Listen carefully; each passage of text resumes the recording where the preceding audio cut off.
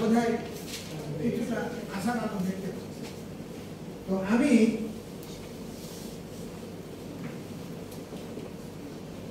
আমরা ক্লাস শেষ করলাম, পরে ওনার চেম্বারে গেলাম, বিভিন্ন অথরিটি সেই ওনার গেলাম, উনি আমাদেরকে খাবার দাবারের ব্যবস্থা করলেন, খাইয়ে শেষ করেছি। এখন কফি টফি খাবো, এমন সময় রেজাল্ট শিট আসলো, বুঝতে পারলেন? রেজাল্ট শিট আসলো। তো রেজাল্ট শিটে উনি বলছেন যে স্যার আপনারা সবাই খুব ভালো করেছেন,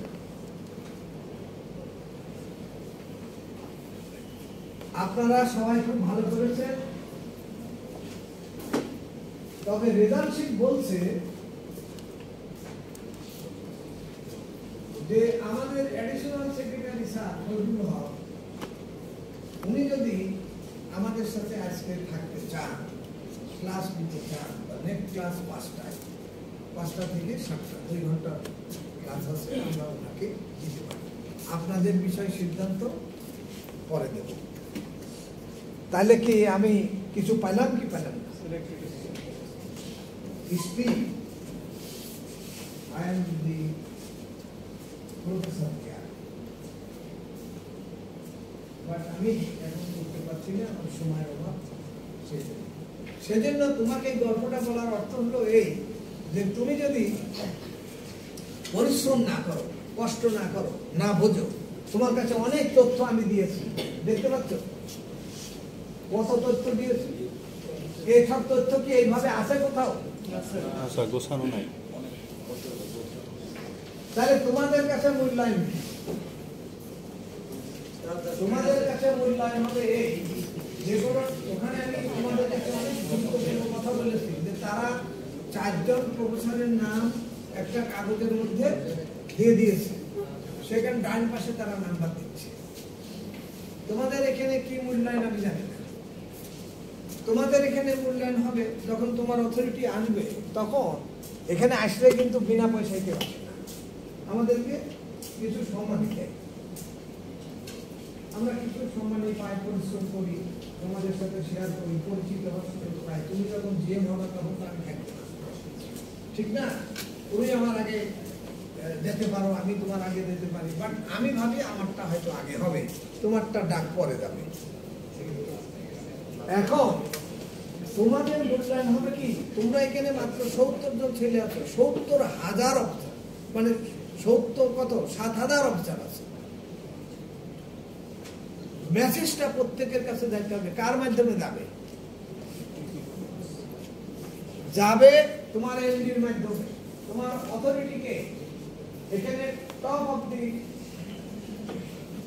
টপ ম্যানেজমেন্টে আছে এমডি সাহেব।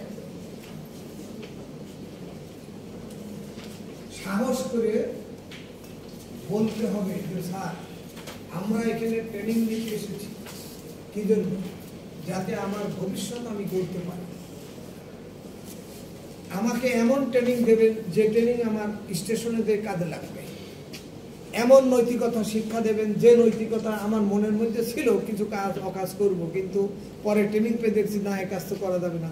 কারণ আমি জানতাম না যে এই 1 লাখ টাকা ওখানে দিলে আমি তো দেখালে, তুমি ভদ্রতা দেখাইলে এমনি দেখালে না, ও অনেক ত্রুটি বিচ্যুতি তোমার ধরেছে। কি অডিটর ম্যাগনিফাইং গ্লাস দিয়ে দেখে, যখন অডিট ক্লাস করাবো তখন দেখাবো, ম্যাগনিফাইং গ্লাস দিয়ে দেখছে, তুমি যা দেখছো অডিটর তা দেখছে না। যখন অডিটর তোমার পাতা উল্টায় উল্টায় দেখেছে যে কোথায় তুমি সই দিয়েছো, কোথায় সই দাওনি, কোথায় তুমি আইন সার্কুলার বিধি এসব মানোনি, সেগুলি যখন সে ধরেছে, তখন তুমি তার কাছে তোমার যে বুকের যে সাহস ছিল, সেই সাহস অর্ধেক নষ্ট হয়ে গেছে। যে অডিটর তো আমার অনেক ত্রুটি ধরেছে, তুমি এখন বলছো ভাই এটা আমি তাই না? কিন্তু অডিটর তার নীতি নৈতিকতা বিসর্জন দিবে না। তুমি যা করছো তা সে তুলে ধরবে। সে যদি তুলে নাও ধরে, তাহলে তোমার অডিট ডিভিশন আছে, তারা তুলে ধরবে। এই অডিট ডিভিশনও যদি সময় সুযোগ না পায়, তাহলে বাংলাদেশ ব্যাংক আছে, এক্সটার্নাল অডিটর আছে না? আমরা যারা অনেক কমিটিতে আছি তারা আমরা অনেক জিনিস লক্ষ্য করছি যেগুলি খুবই বলতে পারো যে এগুলি মানুষ এড়াই যেতে পারে। তাই প্রতিদিন আমরা যা করছি, তোমাদের যেটা করছে ইন্টারনাল অডিটিং, অর্থাৎ প্রত্যেক দিনের কার্যক্রমটা এই ইন্টারনাল কন্ট্রোলের মাধ্যমে তোমাদেরকে নিয়ন্ত্রণ করছে। তোমরা কে কি করতেছো তা হেড অফিস বসে বসে দেখতেছে। আমাদের এখানে যদি তোমরা ডাইরেক্টরের রুমে যাও তাহলে ডাইরেক্টর কিন্তু আমরা যে ক্লাস করছি, আমরা যে এখানে বসে তোমরা যে ক্লাস দিচ্ছ, উনি ওই সোফায় বসে আছে, এটা সব ছেলে বসে কি দেখতেছে না? আমি এই বললে তুমি বন্ধ করবে।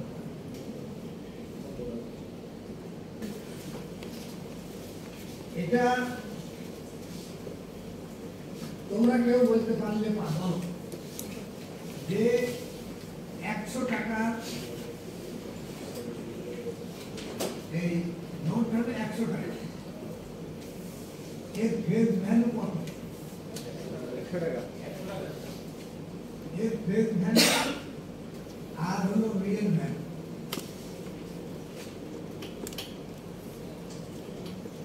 কত? Anybody else can explain? You are the officer of bank. You are the bankers. You are a banker. Can you tell? ওরা পারে নাই, ওরা বলছে 100 টাকা, 100 টাকা আর রিয়েল ভ্যালু। তো একটা মেয়ে বললো যে sir, we never heard this word. You please explain. তাহলে 100 টাকা, এই টাকাটা তৈরি করতে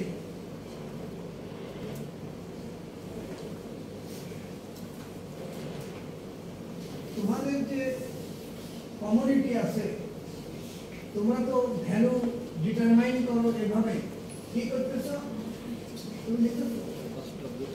তাহলে এই টাকা তৈরি করতে কি লাগছে? কাগজ লাগছে, কি ঠিক কিনা? 2 নম্বর কালি লাগছে,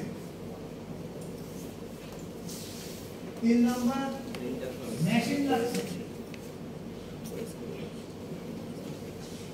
4 নম্বর লেবার লাগছে, 5 নম্বর একটা বিল্ডিং এর মধ্যে এইসব বসানো হয়েছে, কি ঠিক কিনা? তারপর এই ক্যারিং কস্ট লাগছে,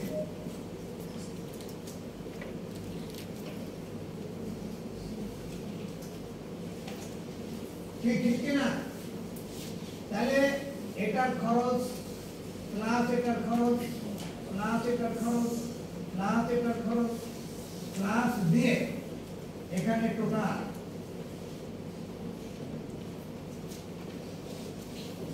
কস্ট,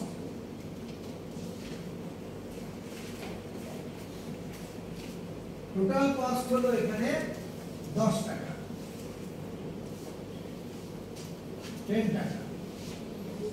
তাহলে 100 টাকার একটা নোটে রিয়েল কস্ট হলো টাকাটা তৈরি করতে সরকারের যে পরিমাণ খরচ হয়েছে, এর বাইরেও অনেক কি থাকতে পারে, যে কালার করছে, এটা দিচ্ছে, সেটা দিচ্ছে, দিচ্ছে না? কি তোমরা কি বুঝেছো না বোঝো নাই? এটা হচ্ছে তার রিয়েল কস্ট কত? 10 টাকা। এখন ফেস ভ্যালু কত? 1 কেজি রাইস equal to 20 টাকা। 1 কেজি রাইস equal to 20 টাকা। তাহলে 5 কেজি রাইসের দাম কত? 20 ইন্টু 5 সমান 100 টাকা। এই 100 টাকা দিয়ে বাজারে 5 কেজি চাল যে কোনো দোকানদার আমাকে দেবে, কি দেবে কি দেবে না? 6 কেজি দেবে? হ্যাঁ, দেবে না। এটা হচ্ছে তার ফেস ভ্যালু, অর্থাৎ ওই টাকা দেখে মানুষ যে পরিমাণ অ্যাসেট আমাকে দেবে, যে পরিমাণ কমোডিটি আমাকে দেবে, সেটা হবে তার face value. Is it right or not? Raise the question against me. I will answer what is really or not. This is the তোমার কমোডিটি কি? You are the banker. তোমার কমোডিটি আছে না? কমোডিটি মানে কি? Products, product. কি product তোমার ব্যাংকে? Loan product, deposit. Loan, deposit. আর কি? তোমার টাকা মানুষের টাকা নেও, ইন্টারেস্ট দাও, মানুষের কিছুটা হাই রেটে দাও, কিছুটা লো রেটে দাও, কিছু হাই রেট ইন্টারে মানে ইনভেস্ট করো, কিছু লো রেট ইনভেস্ট করো, কি করো না? This is your product, this is your commodity.